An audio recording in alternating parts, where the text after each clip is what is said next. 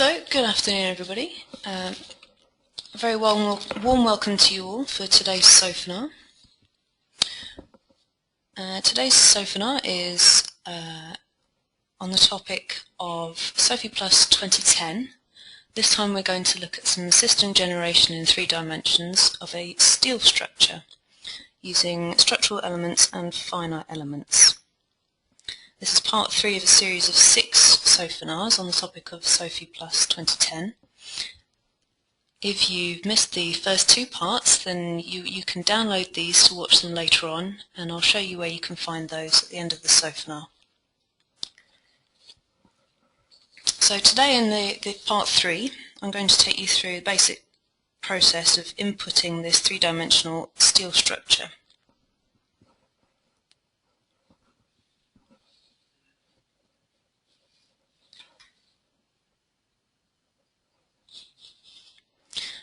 So first I'd like to give you a brief introduction to the GoToWebinar software, and then we'll move on to the topic for today, and then at the end there'll be some time for questions and discussion.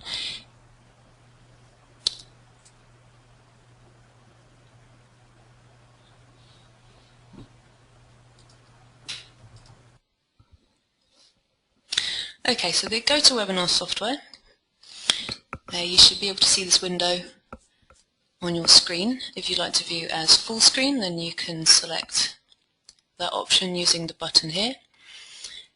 The raise hand for question option at the moment is deactivated. If you'd like to use your phone to listen into the SOFiPLUS, then you can use the information in the box here. You will need a tone phone if you want to do that.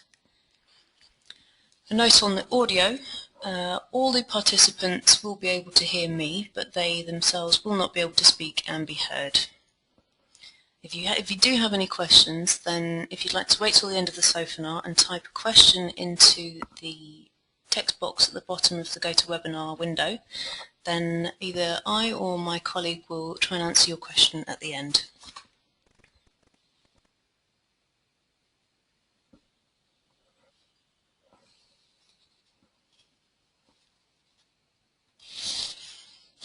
Okay, so now I'm going to open SOFiPLUS X,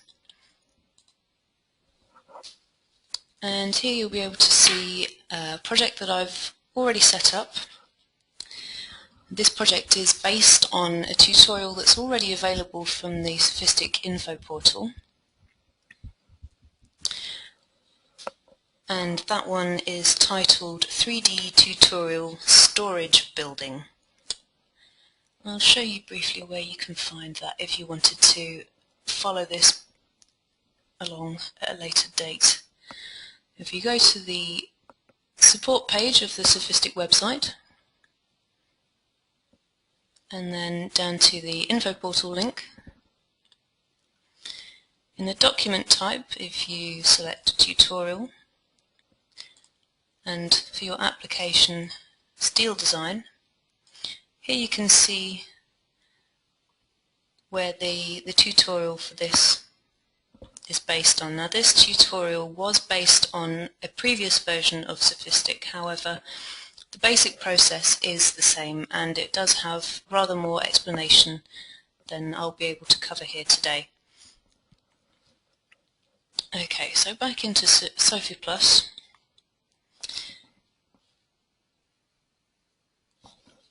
Here I have my basic layout already set up.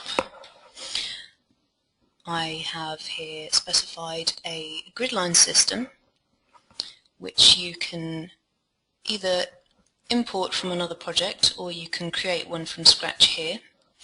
The one that I've used here is from the Tools menu of the Tools tab of the SOFiPLUS sidebar. And now that is found at Axis Raster, which basically draws a grid of grid lines. There's also the option to add a single grid line there too. If I just open up that grid line, I can show you, I just double clicked on it there, and here you can see the input dialog window for that. It's quite simple to use. Here in the drawing, the diagram in the left, you can specify where you want your start point to be. So in this case I've chosen the bottom left. For my longitudinal axis I've specified grid lines at 5 meter spacings, and I've asked that to be repeated 6 times, so I have my 6 repeats in the longitudinal direction. I've also got 2 grid lines in the lateral direction, and they're 18 meters apart. So the first thing I did when I set up my drawing, of course, is to specify my system information. Here in the Edit System Information button, in the dialog box, I can show you how I've set this up. So here is my usual information for my title, database and directory. I'm still using pure Eurocode norm in this case, and for today's project here I specified a 3D frame system.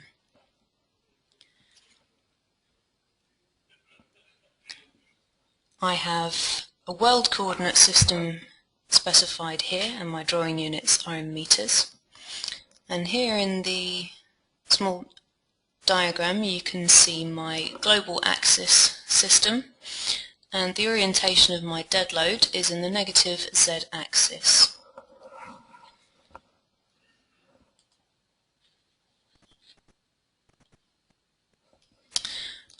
Okay, so after I specified my system information, I was set up with some materials. I also specified here a normal structural steel, which I did by clicking on New Material in the right-click menu. I've also specified some cross-sections for the project.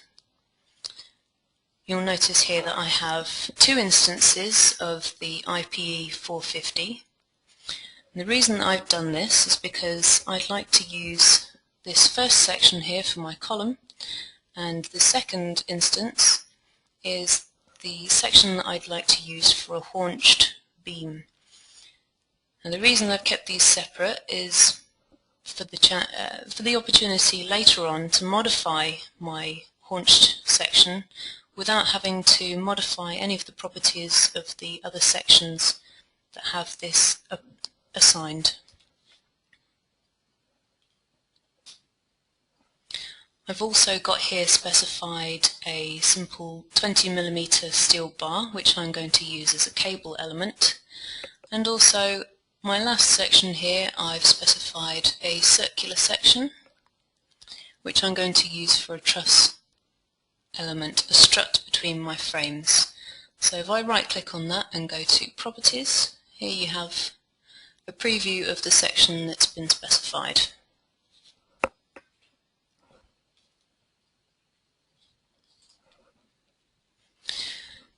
So the first thing I'd like to do is to split my view up into 2 viewports. That way it allows me to keep this ISO view while also working on an elevation view of my frame. So now I'm going to click on the View drop-down menu, and in Viewports I'm going to select 2, and I'm going to ask for those to be split vertically. The current viewport you can see surrounded by the thick black line. Here I'm going to choose a left side view for an elevation of my frame, and in the other viewport, if I select that, I'm going to leave that as the ISO view. So the first thing I'd like to do is to start to assign some sections to my frame. And the frame that I'm going to do here is I have 2 columns at either side. In this first section here, I'm going to assign a haunched section.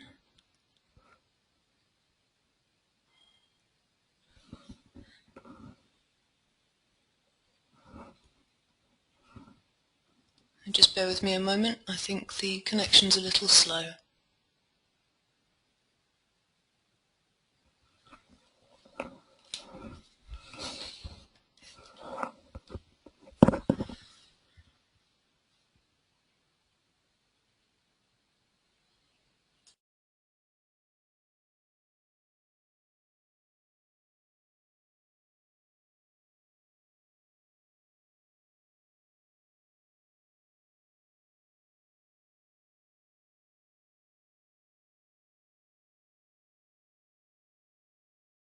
Sorry about that.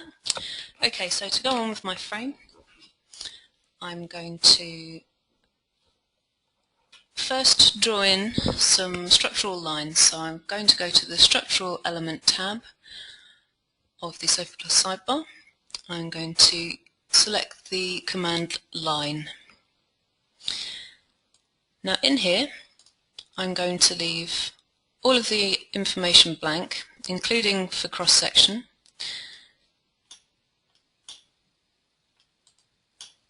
And I'm simply just going to draw my elements in. So my first column, and then I'm going to draw in a line to my first marker for a haunch section, and then I'm going to draw in my first beam, my second beam, and then my last haunch section and the column.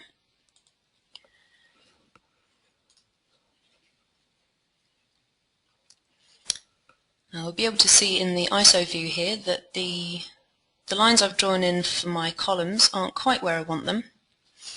So here I'm simply just going to select the line.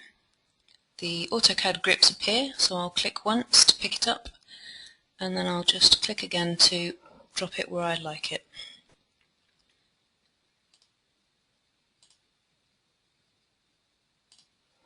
And again for the other.